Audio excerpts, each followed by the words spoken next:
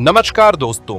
दुनिया की राजनीति में इस समय सबसे बड़ा सवाल यही है कि आखिर अमेरिका और ईरान के बीच चल रहा तनाव किस दिशा में जाएगा। क्या डोनाल्ड ट्रंप की रणनीति ईरान को बातचीत की मेज पर लाने की है, या फिर अमेरिका एक बार फिर मध्य पूर्व में बड़ी सैन्य कार्रवाई की तरफ बढ़ रहा है? हाल के महीनों में अमेरिका ने ईरान के परमाणु कार्यक्रम, क्षेत्रीय प्रभाव और सुरक्षा चिंताओं को लेकर बेहद सख्त रुख अपनाया है। व्हाइट हाउस ने ईरान के खिलाफ दबाव बढ़ाने और अपनी सुरक्षा नीति को मजबूत करने की बात कही है। लेकिन दूसरी तरफ सवाल ये है कि क्या दबाव की ये नीति शांति लाएगी या फिर एक बड़े संघर्ष का कारण बन सकती है। अमेरिका और ईरान के रिश्ते दशकों से तनावपूर्ण रहे हैं। ईरान का परमाणु कार्यक्रम हमेशा से विवाद का केंद्र रहा है।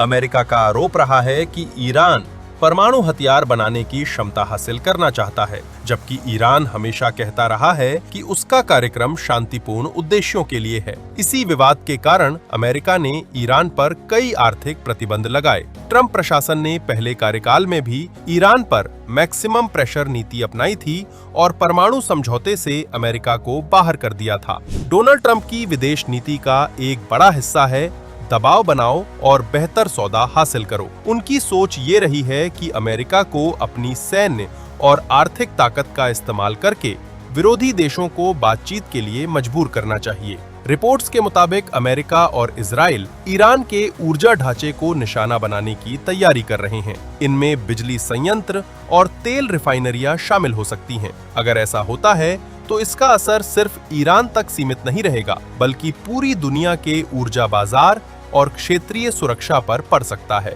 बताया जा रहा है कि इस सैन्य योजना पर कैंप डेविड में हुई ट्रंप प्रशासन की उच्च स्तरीय बैठक में भी चर्चा हुई। बैठक के दौरान राष्ट्रपति डोनाल्ड ट्रंप ने ईरान को लेकर बेहद सख्त बयान दिया। ट्रंप ने कहा कि अमेरिका ईरान पर बहुत जोरदार हमला करेगा और उन्होंने ईरान पर भरोसा खत्म होने की बात कही। ट्रंप का आरोप है कि ईरान बातचीत की बात करता है, लेकिन बार बार अपने वादों से पीछे हट जाता है।